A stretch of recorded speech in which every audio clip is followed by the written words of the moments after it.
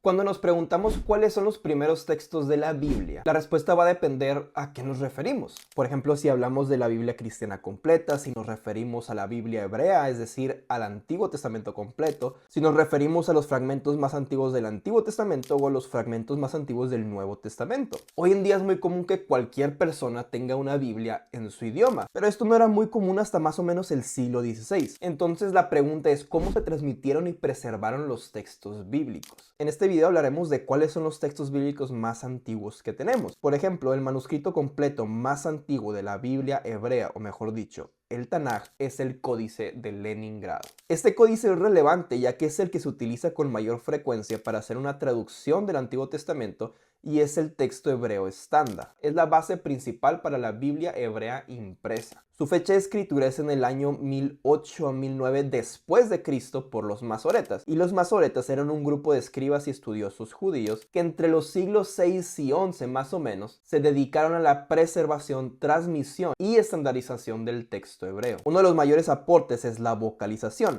El texto hebreo antiguo solo tiene consonantes y los masoretas desarrollaron un texto de puntos vocálicos para ayudar a la correcta pronunciación y por ende a la correcta interpretación de los textos. La ubicación actual del Códice de Leningrado está en la Biblioteca Nacional de Rusia en San Petersburgo, antes Leningrado. Las versiones académicas más modernas de la Biblia hebrea hoy en día utilizan el Códice de Leningrado para sus propias traducciones. Dicho todo esto, el Códice de Leningrado, que data del siglo XI de nuestra era, evidentemente no es el texto más antiguo que tenemos de la Biblia. Por ejemplo, el texto más antiguo que tenemos del Antiguo Testamento completo en el idioma griego, y que de hecho el texto más antiguo hasta hace poco es la Septuaginta, y de la Biblia cristiana completa son los códices del siglo IV y V. Del origen de la Septuaginta ya hablé en este video, te invito a verlo si no sabes qué es la Septuaginta, si quieres saber más, te invito a que vayas a ver. Pero en esta ocasión vamos a hablar de los códices. Los códices son los manuscritos más antiguos que tenemos de la Biblia cristiana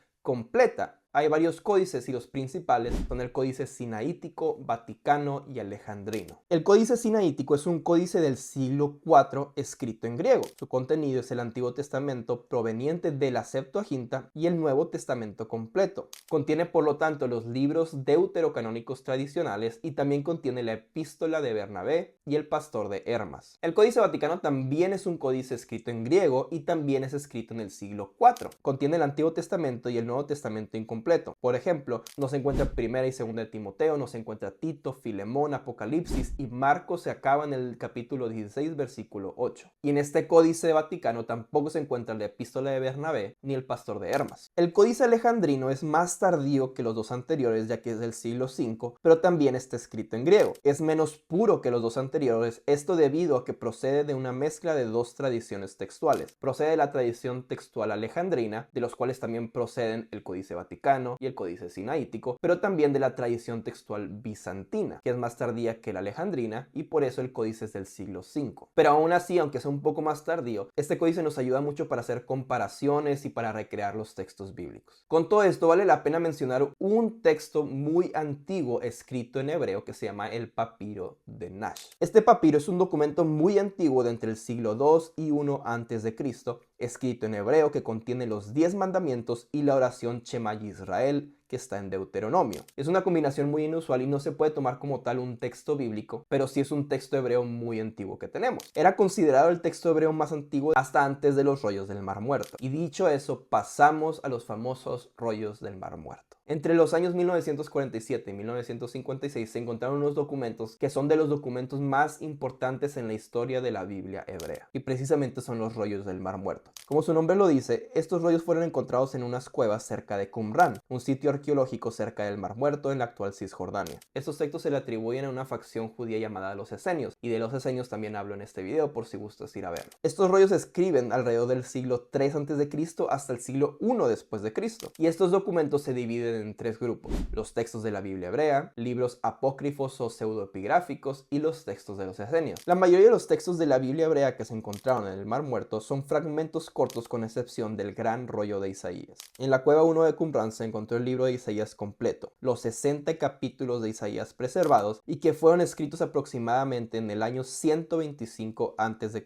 Para sorpresa de muchos, los rollos del Mar Muerto y el Códice de Leningrado, que tienen una distancia más o menos de 1000 años, tienen mucha fidelidad. Esto considerando evidentemente que se escriben en tiempos muy lejanos, pero obviamente también tienen diferencias significativas. Por ejemplo, hay más de 4.500 variaciones ortográficas y 1.375 variaciones en contenido. El rollo de Isaías está escrito en un hebreo no vocalizado, a diferencia del texto de los masoretas que hablamos anteriormente, que se dedicaron a vocalizar el texto. Esto representa la mayoría de diferencias que se encuentran entre el Códice de Leningrado y el Gran Rollo de Isaías. Aunque en algunos casos no hay diferencias abismales en el contenido del texto a pesar de estas diferencias, hay ocasiones, hay versículos que la diferencia es muy grande y cambia completamente lo que el texto quiere decir. Pongamos el ejemplo de Isaías 6:9. En el Códice de Leningrado y en la mayoría de manuscritos dice lo siguiente: y él me dijo, anda y dile a este pueblo lo siguiente. Por más que escuchen, no entenderán, por más que miren, no comprenderán. Y en el Gran Rollo de Isaías dice algo muy diferente. En lugar de decir, por más que escuchen, no comprenderán, dice, escuchen y escuchen continuamente para que comprendan. La diferencia radica en que la vocalización, un simple signo, puede cambiar el significado del lugar de decir y no comprenderán a para que comprendan. Y los académicos hoy creen que aunque los rollos del Mar Muerto son más antiguos, el texto más fiel es el de los masoretas. Esto debido a que se piensa que es una intención del escritor de los rollos de arreglar teológicamente el texto más que traducirlo del texto original. Con todo esto cabe aclarar que hoy en día los rollos del Mar Muerto son los textos más antiguos que tenemos de la Biblia hebrea. Es posible que haya solamente un texto de los tiempos bíblicos que tengamos hoy en día, y esos son los amuletos de plata de Ketef y Nom. Como lo dice el nombre, no es un papiro, sino es un amuleto que tiene escrita la bendición de Aarón de Números 6:24 al 26, que dice: Yahvé te bendiga y te guarde, Yahvé haga resplandecer su rostro sobre ti y tenga gracia contigo, Yahvé vuelva su rostro hacia ti y te dé paz. Esos amuletos parecen ser del siglo 7 a.C.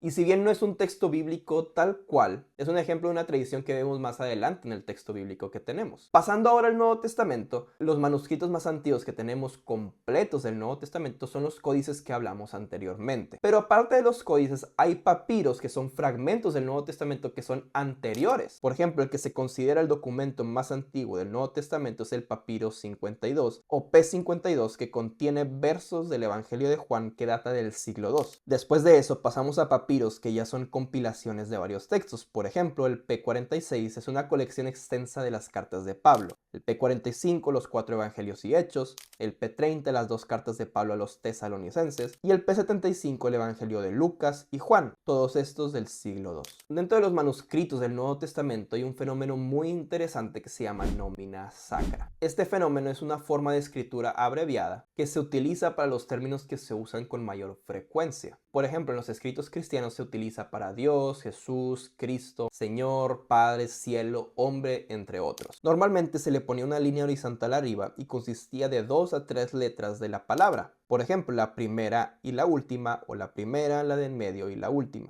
Había diferentes formas de abreviatura dependiendo del escritor. De aquí un símbolo muy famoso en los cristianos llamado staurograma o cruz monogramática, que es una forma de abreviar la palabra griega staurus, con la letra tau, que es la T, y la rho, que es la P, que significa cruz, y fue utilizado desde muy temprano en los manuscritos cristianos. Al parecer, este símbolo evolucionó y eventualmente influyó en la creación del cristograma, compuesto por chi, que es la X, y rho, que es la P. Este tipo de abreviaturas era tendencia en el Imperio Romano, se utilizaba para títulos de honor de gobernantes e inscripciones y monedas, y los cristianos, en lugar de utilizarlo para el emperador, lo utilizaban para Dios y para Jesús. Como podemos ver, la transmisión del texto bíblico tiene una historia mucho más complicada de la que creemos. El hecho de que tengamos hoy en día una Biblia en nuestro idioma es algo que no se tuvo por mucho tiempo y no es algo que cayó del cielo. El texto bíblico ha sido preservado de diferentes formas, a través de diferentes culturas, en diferentes idiomas y por diferentes medios, y ha sido descubierto a través del tiempo. Si te gustó este video, te invito a que te suscribas, des like y comentes cuál es tu opinión al respecto. Y si quieres que hable de un tema en específico, también puedes dejarlo en los comentarios. Nos vemos en el siguiente video.